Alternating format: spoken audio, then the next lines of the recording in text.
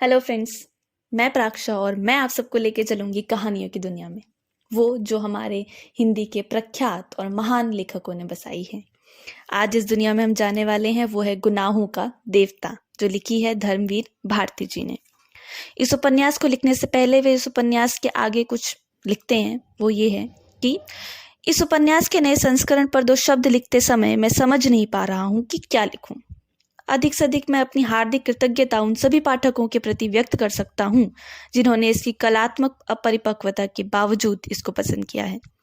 मेरे लिए इस उपन्यास का लिखना वैसा ही रहा है जैसा पीड़ा के क्षणों में पूरी आस्था से प्रार्थना करना, और इस समय भी मुझे ऐसा लग रहा है जैसे मैं वह प्रार्थना मन ही मन दोहरा रहा हूँ। बस। आगे उपन्यास में धर्मवीर भारती जी लिखते हैं, अगर पुराने जमाने की नगर देवता और ग्राम देवता की कल्पनाएं आज भी मान्य होती तो मैं कहता कि इलाहाबाद का नगर देवता जरूर कोई रोमांटिक कलाकार है। ऐसा लगता है कि शहर की बनावट, गठन, जिंदगी और रहन सहन में कोई बंधे बंधाए नियम नहीं, कहीं कोई कसाव नहीं, हर जगह एक स्वच्छंद खुलाव, एक बिखरी हुई सी अनियमितता। बनारस की गलियों से भी पतली गलियां और लखनऊ की सड़कों से चौड़ी सड़कें, यॉर्कशायर और ब्राइटन के उपनगरों का मुकाबला करने वाले सिविल लाइंस और दलदलों की गंदगी को मात देने वाले मोहल्ले। मौसम में भी कोई सम नहीं, कोई संतुलन नहीं। सुबह मलियजी, दोपहरे अंगारी तो शामें रेशमी।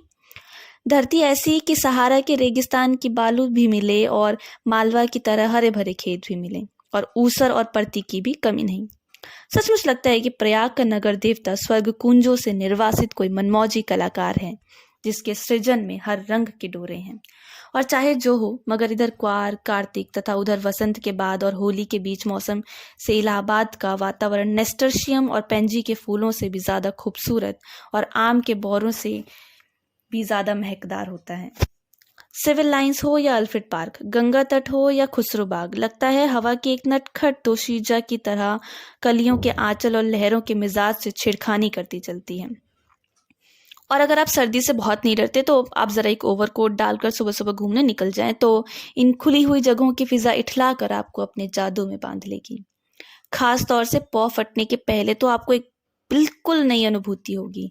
वसंत के नए नए मौसमी फूलों के रंग से मुकाबला करने वाली हल्की सुनहली बाल सूर्य की अंगुलियां सुबह की राजकुमारी के गुलाबी वक्ष पर बिखरे हुए भौराले गेसुओं को धीरे धीरे हटाती हैं और क्षितिज पर सुनहली तरुणाई बिखर पड़ती है। एक ऐसी ही खुशनुमा सुबह थी, और जिसकी कहानी मैं कहने जा रहा हूं वह सुबह से भी ज्यादा मासूम युवक प्रभाती गाकर फूलों को जगाने वाले देवदूत की तरह अल्फ्रेड पार्क के लॉन पर फूलों की सरजमी के किनारे किनारे घूम रहा था। कत्थई स्वीट पी के रंग का पश्मीने का लंबा कोट, जिसका एक कॉलर उठा हुआ था और दूसरे कॉलर में सरों की एक पत्ती बटन के होल में लगी हुई थी। सफेद मक्खन जीन की पतली पैंट और पैरों में सफेद जरी के पेशावरी सैंडलें, भरा हुआ गोल चेहरा और ऊंचे चमकते हुए माथे पर झूलती हुई एक रूखी भूरी लट। चलते चलते उसने एक रंग बिरंगा गुच्छा इकट्ठा कर लिया और रह रहकर वह उसे सूंघ लेता था। पूरब के आसमान की गुलाबी पंखुड़ियां बिखरने लगी थी और सुनहले पराग की एक बौछार सुबह के ताजे फूलों पर बिछ रही थी। अरे सुबह हो गई, उसने चौंक कर कहा और पास के एक बेंच पर बैठ गया। सामने से माली आ रहा था। क्यों जी, लाइब्रेरी खुल गई? अभी नहीं बाबूजी, उसने जवाब दिया। वह फिर संतोष से बैठ गया और फूलों की पंखुड़ियां नोचकर नीचे फेंकने लगा। जमीन पर बिछाने वाली सोने की चादर परतों पर परतें बिछाती जा रही थी और पेड़ों की छायाओं का रंग गहराने लगा था। उसकी बेंच के नीचे फूलों की चुनी हुई पत्तियां बिखरी थीं और अब उसके पास सिर्फ एक फूल बाकी रह गया था। हल्के फालसे रंग के उस फूल पर गहरे बैंजनी डोरे थे। हेलो कपूर, सहसा किसी ने पीछे से कंधे पर हाथ रखकर कहा। यहाँ क्या झक मार रहे हो सुबह सुबह? उसने मुड़कर पीछे देखा। आओ ठाकुर साहब, आओ बैठो यार, लाइब्रेरी खुलने का इंतजार कर रहा हूँ। क्यों, यूनिवर्सिटी की लाइब्रेरी चाट डाली? अब इसे तो शरीफ लोगों के लिए छोड़ दो। हाँ हाँ, शरीफ लोगों के लिए छोड़ रहा हूँ। डॉक्टर शुक्ला की लड़की है ना, वह इसके मेंबर बनना चाहती थी तो मुझे आना पड़ा। उसी का इंतजार भी कर रहा हूँ। डॉक्टर शुक्ला तो पॉलिटिक्स डिपार्टमेंट में है। नहीं, गवर्नमेंट साइकोलॉजिकल ब्यूरो में। और तुम पॉलिटिक्स में रिसर्च कर रहे हो? नहीं, इकोनॉमिक्स में। बहुत अच्छे, तो उनकी लड़की को सदस्य बनवाने आए हो? कुछ अजब स्वर में ठाकुर ने कहा। छी, कपूर ने हंसते हुए कुछ अपने को बचाते हुए कहा, यार तुम तो जानते हो कि मेरा उनसे कितना घरेलू संबंध है। जब से मैं प्रयाग में हूँ उन्हीं के सहारे हूँ और आजकल तो उन्हीं के यहाँ पढ़ता लिखता भी हूँ। ठाकुर साहब हंस पड़े। अरे भाई, मैं डॉक्टर शुक्ला को जानता नहीं क्या? उनका सा भला आदमी मिलना मुश्किल है, तुम सफाई व्यर्थ में दे रहे हो। ठाकुर साहब यूनिवर्सिटी के उन विद्यार्थियों में से थे जो बराए नाम विद्यार्थी होते हैं और कब तक वे यूनिवर्सिटी को सुशोभित करते रहेंगे इसका कोई निश्चय नहीं। एक अच्छे खासे रुपए वाले व्यक्ति थे और घर के ताल्लुकीदार, हंसमुख फप्तियां कसने में मजा लेने वाले मगर दिल के साफ, निगाह के सच्चे। बोले, एक बात तो मैं स्वीकार करता हूं कि तुम्हारी पढ़ाई का सारा श्रेय डॉक्टर शुक्ला को है। तुम्हारे घर वाले तो कुछ खर्चा भेजते नहीं, अलग ही होकर आया था, समझ लो कि इन्होंने किसी न किसी बहाने मदद की है। अच्छा आओ, अब लोटस पॉन्ड तक ही घूम ले, फिर लाइब्रेरी भी खुल जाएगी। दोनों उठकर एक कृत्रिम कमल सरोवर की ओर चल दिए जो पास ही में बना हुआ था। सीढ़ियां चढ़कर ही उन्होंने देखा कि एक सज्जन किनारे बैठे कमलों की ओर एकटक देखते हुए ध्यान में तल्लीन है। छिपकली से दुबले पतले बालों की एक लट माथे पर झूमती हुई।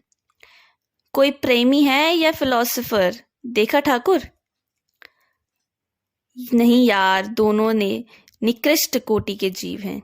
ये कवि हैं, मैं इन्हें जानता हूँ। ये रविंद्र बिसरिया हैं, एमए में पढ़ता है। आओ मिलाएं तुम्हें। ठाकुर साहब ने एक बड़ा सा घास का तिनका तोड़कर पीछे से चुपके से जाकर उसकी गर्दन गुदगुदाई। बिसरिया चौंक उठा, पीछे मुड़कर देखा और बिगड़कर कहा, क्या बदतमीजी है ठाकुर साहब, मैं कितने गंभीर विचारों में डूबा हुआ था। और सहसा बड़े विचित्र स्वर में आंखें बंद कर बिसरिया बोला, कैसा मनोरम प्रभात है। मेरी आत्मा में घनघोर अनुभूति हो रही थी। कपूर बिसरिया की मुद्रा पर ठाकुर साहब की ओर देखकर मुस्कुराया और इशारे से बोला, है यार शगल की चीज, छेड़ो जरा। ठाकुर साहब ने तिनका फेंक दिया और बोले, माफ करना भाई बिसरिया, बात यह है कि हम लोग कवि तो हैं नहीं, इसलिए समझ नहीं पाते क्या सोच रहे थे तुम।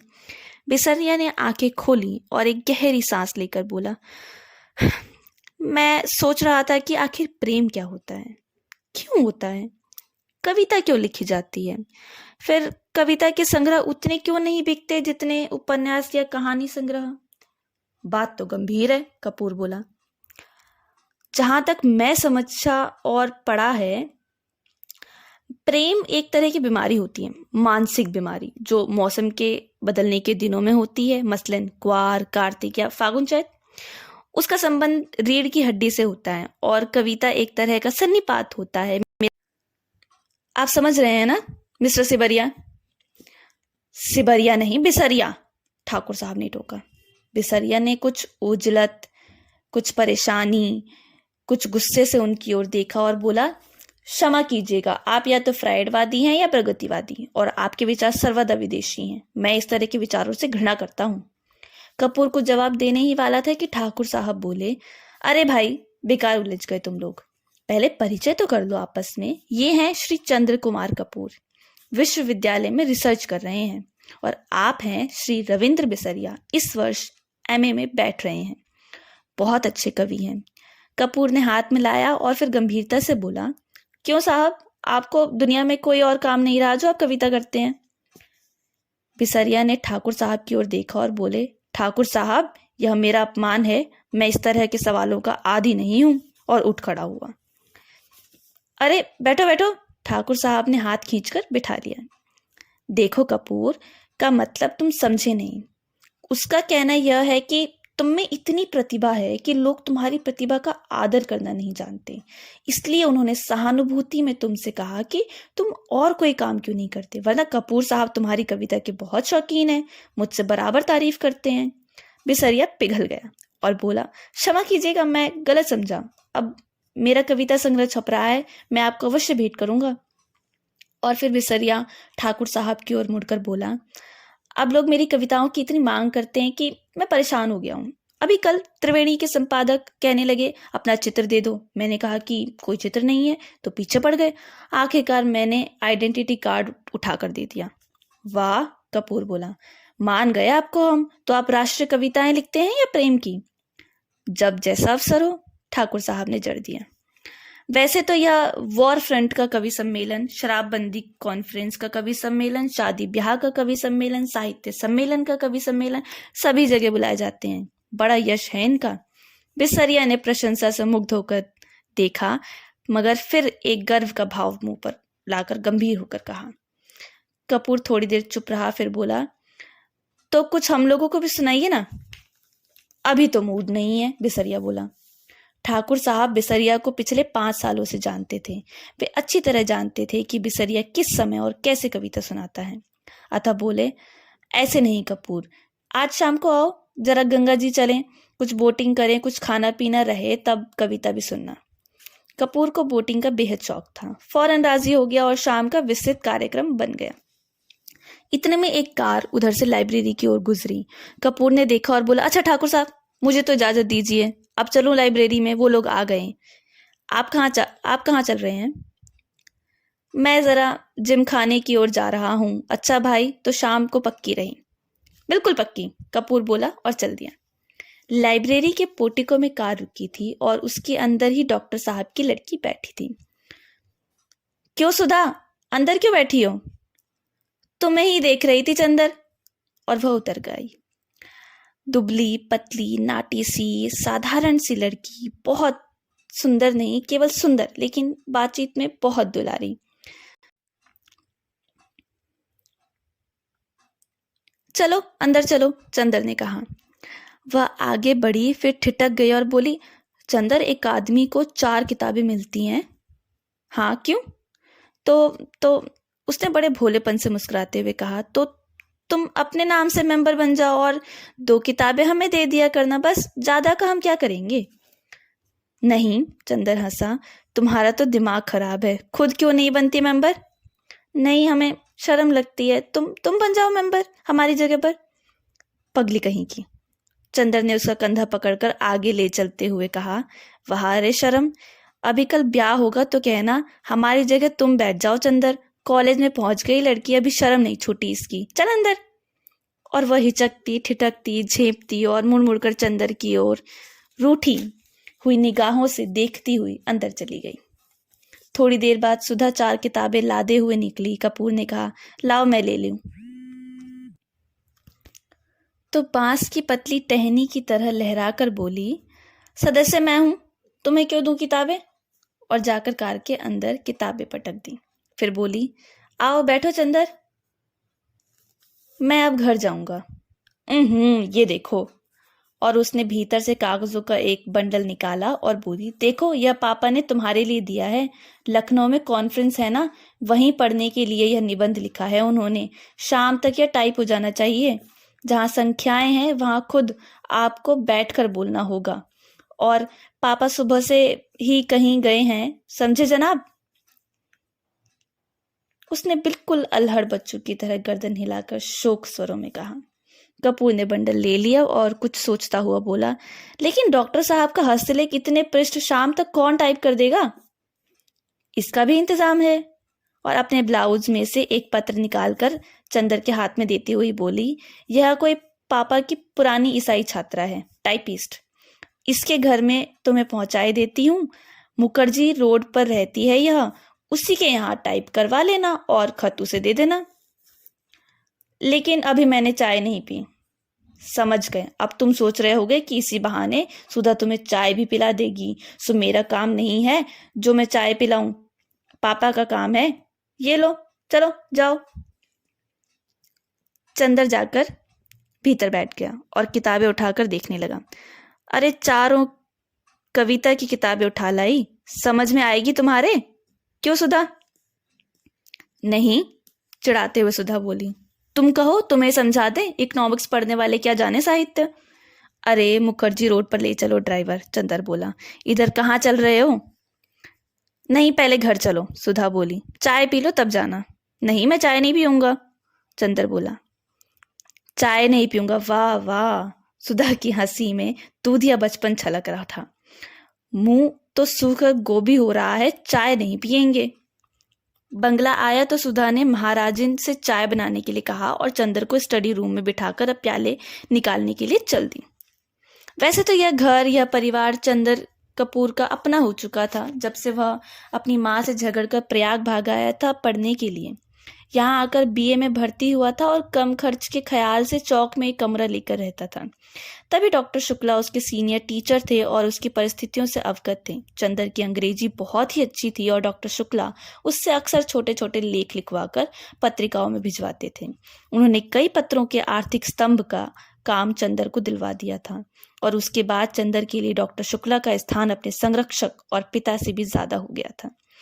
चंदर शर्मीला लड़का था, बेहद शर्मीला। कभी उसने यूनिवर्सिटी के वजीफे के लिए भी कोशिश नहीं की थी, लेकिन जब बीए में वह सारी यूनिवर्सिटी में सर्वप्रथम आया तब स्वयं इकोनॉमिक्स विभाग ने उसे यूनिवर्सिटी के आर्थिक प्रकाशनों का वैतनिक संपादक बना दिया था। एमए में भी वह सर्वप्रथम आया और उसके बाद उसने रिसर्च ले ली। उसके बाद डॉक्टर शुक्ला यूनिवर्सिटी से हटकर ब्यूरो में चले गए थे। अगर सच पूछा जाए तो उसके सारे करियर का श्रेय डॉक्टर शुक्ला को था, जिन्होंने हमेशा उसकी हिम्मत बढ़ाई और उसको अपने लड़के से बढ़कर माना।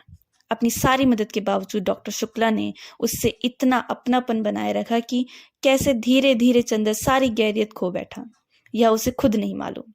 ये बंगला, इसके कमरे, इसकी लॉन, इसकी किताबें, इसकी निवासी, सभी कुछ जैसे उसके अपने थे और सभी का उससे जाने कितने जन्मों का संबंध था।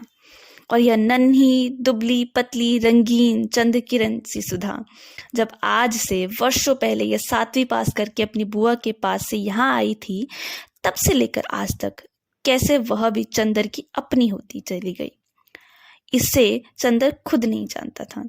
जब वह आई थी तब वह बहुत शर्मीली थी, बहुत भोली। 8वीं में पढ़ने के बावजूद वह खाना खाते वक्त रोती थी, मचलती थी, अपनी कॉपी फाड़ डालती थी और अब तक डॉक्टर साहब उसे गोदी में बिठाकर नहीं मनाते थे। वह स्कूल नहीं जाती थी। 3 बरस की अवस्था में ही उसकी माँ चल बसी थी और 10 साल तक वह अपनी बुआ के पास एक गाँव में रही थी। अब 13 वर्ष की होने पर गांव वालों ने उसकी शादी पर जोर देना और शादी न होने पर गांव की औरतों ने हाथ नचाना और मुंह मटकाना शुरू किया तो डॉक्टर साहब ने उसे इलाहाबाद बुलाकर 8वीं में भर्ती करा दिया। जब वह आई थी तो आधी जंगली थी। तरकारी में घी कम होने पर वह महाराजिन का चौका जूठा कर देती थी और रात में फूल तोड़कर न लाने पर अक्सर उसने माली को दांत भी काट खाया था।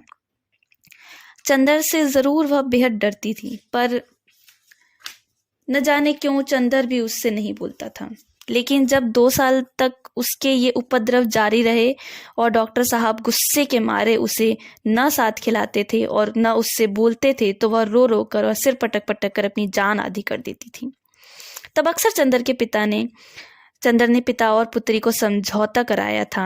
अक्सर सुधा को डांटा था, समझाया था और सुधा घर भर से अल्हड़ पुरवाई और विद्रोही झोंके की तरह तोड़फोड़ मचाती रहने वाली सुधा चंदर की आंख के इशारे पर सुबह की नसीम की तरह शांत हो जाती थी। कब और क्यों उसने चंदर के इशारों का यह मौन अनुशासन स्वीकार कर लिया, ये उसे खुद भी मालूम नहीं था। और यह सभी कुछ इतने स्वाभाविक ढंग से, इतने अपने आप होता गया कि दोनों में से कोई भी इस प्रक्रिया से वाकिफ नहीं था, कोई भी इसके प्रति जागरूक न था। दोनों का एक दूसरे के प्रति अधिकार और आकर्षण इतना स्वाभाविक था जैसे शरद की पवित्रता या सुबह की रोशनी। और मजा तो यह था कि चंदर की शक्ल देखकर छिप जाने वाली सुधा इतनी ढीठ हो गई थी कि उसका सारा विद्रोह, सारी झंझलाहट, मिजाज की सारी तेजी, सारा तीखापन और सारा लड़ाई झगड़ा सभी एक तरफ से हटकर चंदर की ओर केंद्रित हो गया था। वह विद्रोहिनी अब शांत हो गई थी, इतनी शांत, इतनी सुशील, इतनी विनम्र, इतनी मिष्टभाषिणी कि सभी को देखकर ताज्जुब होता था। लेकिन चंदर को देखकर जैसे उसका बचपन फिर लौट आता था। और जब तक वह चंदर को खिजाकर, छेड़कर, लड़ नहीं लेती थी, उसे चैन नहीं पड़ता था। अक्सर दोनों में अनबोला रहता था, लेकिन जब 2 दिन तक दोनों मुंह फुलाए रहते थे और डॉक्टर साहब के लौटने पर सुधा उत्साह से उनको ब्यूरो का हाल नहीं पूछती थी और खाते वक्त दुलार नहीं दिखाती थी, तो डॉक्टर साहब फौरन पूछते थे, क्या चंदर से लड़ाई हो गई क्या? फिर वह मुंह फुलाकर शिकायत करती और शिकायतें भी क्या क्या होती थीं। चंदर ने उसकी हेड मिस्ट्रेस का नाम एलिफेंटा, श्रीमती हाथी रखा था। या चंदर ने उसको डिबेट के भाषण के पॉइंट नहीं बताए, या चंदर कहता है कि सुधा की सखियां कोयला बेचती हैं, और जब डॉक्टर साहब कहते हैं कि वह चंदर को डांट देंगे तो वह खुशी से फूल उठती और चंदर के आने पर आंखें नचाती हुई चिढ़ाती थी। कहो कैसी डांट पड़ी? वैसे सुधा अपने घर की पुरखिन थी।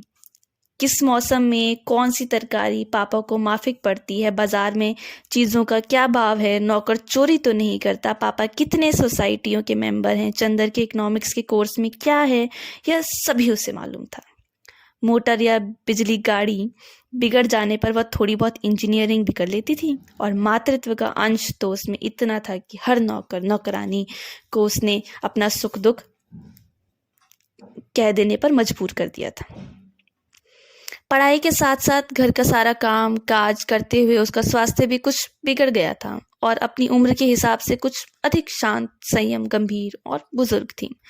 मगर अपने पापा और चंदर, इन दोनों के सामने हमेशा उसका बचपन इटलाने लगता था। दोनों के सामने उसका हृदय इतना उन्मुक्त था और स्नेह बाधाहीन। लेकिन हाँ, एक बात थी, उसे जितना स्नेह भरी फटकारें और स्वास्थ्य के प्रति चिंता अपने पापा से मिलती थी, वह सब बड़े निस्वार्थ भाव से वह चंदर को दे डालती थी। खाने पीने की जितनी परवाह उसके पापा उसकी रखते थे ना, खाने पर या कम खाने पर उसे जितने दुलार से फटकारते थे, उतना ही ख्याल वह चंदर का रखती थी। और स्वास्थ्य के लिए जो उपदेश उसे पापा से मिलते थे, उसे और भी स्नेह में पाक कर वह चंदर को दे डालती थी। चंदर कै बजे खाना खाता है, या यहाँ से जाकर घर पर कितनी देर पड़ता है, रात को सोते वक्त दूध पीता है या नहीं, इन सब का लेखा जोखा उसे सुधा को देना पड़ता था। और जब कभी उसे उसके खाने पीने में कोई कमी रह जाती तो उसे सुधा की डांट खानी पड़ती थी। पापा के लिए सुधा अभी बच्ची थी, और स्वास्थ्य के मामले में सुधा के लिए चंदर अभी बच्चा था। और कभी कभी तो सुधा की स्वास्थ्य चिंता इतनी ज्यादा हो जाती थी कि चंदर बेचारा तो खुद तंदुरुस्त था, घबरा उठता था। एक बार सुधा ने कमाल कर दिया। उसकी तबीयत खराब हुई और डॉक्टर ने उसे लड़कियों का एक टॉनिक पीने के लिए बताया।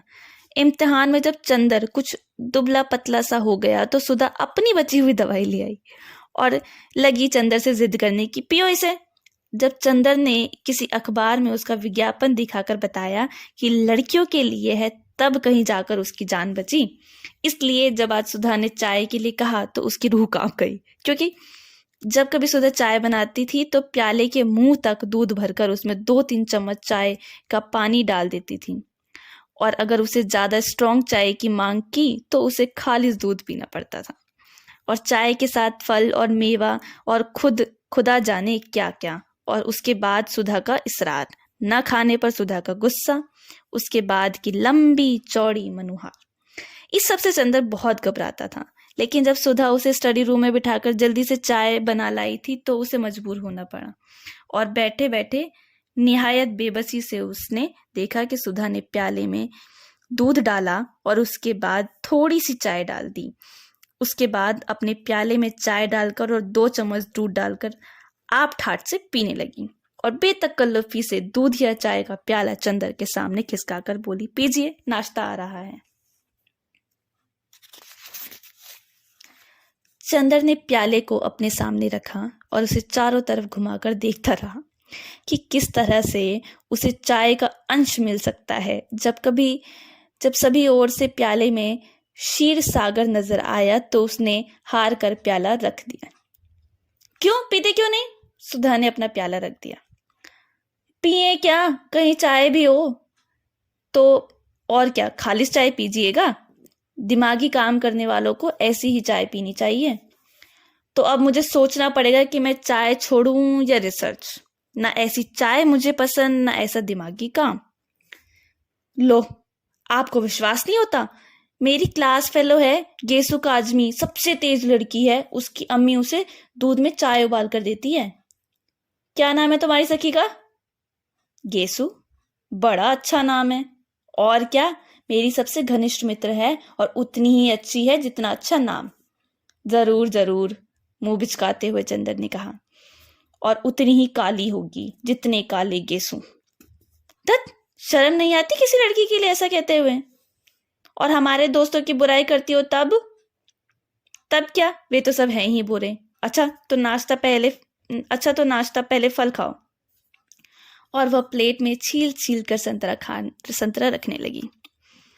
इतने में जो ही वह झुककर एक गिरे हुए संतरे को नीचे से उठाने लगी कि चंदर ने झट से उसका प्याला अपने सामने रख लिया और अपना प्याला उधर रख दिया और शांत चित्त से पीने लगा। संतरे की फांके उसकी ओर बढ़ाते हुए जो ही उसने एक घूंट चाय ली तो वह चौंक कर बोली, अरे ये क्या हुआ? कुछ नहीं, हमने उसमें दूध डाल दिया। तुम्हें दिमागी काम बहुत रहता है, चंदर ने ठाठ से चाय का घूंट पीते हुए कहा। सुधा कुड़ गई, कुछ बोली नहीं। चाय खत्म करके चंदर ने घड़ी देखी। अच्छा लाओ, क्या टाइप करना है? अब बहुत देर हो रही है। बस यहाँ तो 1 मिनट बैठना बुरा लगता है आपको। हम कहते हैं कि नाश्ते और खाने के वक्त आदमी को जल्दी नहीं करनी चाहिए। बैठिए ना। अरे तो तुम्हें कॉलेज की तैयारी नहीं करनी है? करनी क्यों नहीं है? आज तो गेसू को मोटर पर लेते हुए तब जाना है। तुम्हारी गेसू कभी मोटर पर चढ़ी है? जी, वह साबिर हुसैन काजमी की लड़की है। उसके यहाँ 2 मोटरें हैं और रोज तो उसके यहाँ दावतें होती रहती हैं।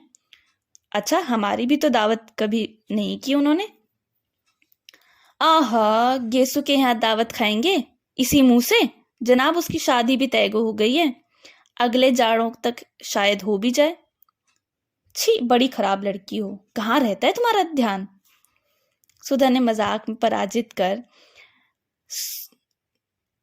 बहुत विजय भरी मुस्कान से उसकी ओर देखा। चंदर ने झेप कर निगाह नीची कर ली तो सुधा पास आकर चंदर का कंधा पकड़कर बोली, अरे उदास हो गए? नहीं भैया, तुम्हारा भी ब्याह तय कराएंगे, घबराते क्यों हो? और एक मोटी सी इकोनॉमिक्स की किताब उठाकर बोली, लो इस मुटकी से ब्याह करोगे? लो बातचीत कर लो, तब तक मैं वह निबंध ले आऊं टाइप कराने वाला। चंदर ने खिसियाकर बड़ी जोर से सुधा का हाथ दबा दिया। हाय रे, सुधा ने हाथ छुड़ाकर मुंह बनाते हुए कहा, लो लो बाबा, हम जा रहे हैं, काहे बिगड़ रहे हैं आप? और वह चली गई। डॉक्टर साहब का लिखा हुआ निबंध उठा लाई और बोली, लो यह निबंध की पांडुलिपि है। उसके बाद चंदर की ओर बड़े दुलार से देखती हुई बोली, शाम को आओगे ना? अच्छा, हम परेशान नहीं करेंगे, तुम चुपचाप पढ़ना। जब रात को पापा आ जाएं तो उन्हें निबंध की प्रतिलिपि देकर चले जाना। नहीं, आज शाम को मेरी दावत है ठाकुर साहब के यहाँ, तो उसके बाद आ जाना। और देखो अब फरवरी आ गई है, मास्टर ढूंढ दो हमें। नहीं, ये सब झूठी बात है, हम कल सुबह आएंगे। अच्छा तो सुबह जल्दी आना, और देखो मास्टर लाना मत भूलना, ड्राइवर तुम्हें मुखर्जी रोड पहुंचा देगा।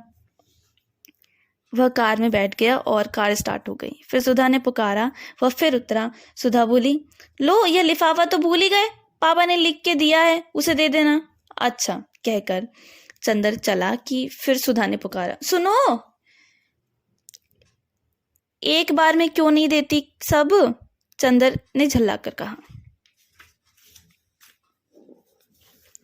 अरे बड़ी गंभीर बात है, देखो वहां कुछ ऐसी वैसी बात मत करना लड़की से, वरना उसके यहाँ 2 बड़े बड़े बुलडॉग हैं। कहकर उसने गाल फुलाकर आंख फैलाकर ऐसी बुलडॉग सी भंगिमा बनाई कि चंदर हंस पड़ा। सुधा भी हंस पड़ी। ऐसी थी सुधा और ऐसा था चंदर। धन्यवाद। आगे की कहानी अगली वीडियो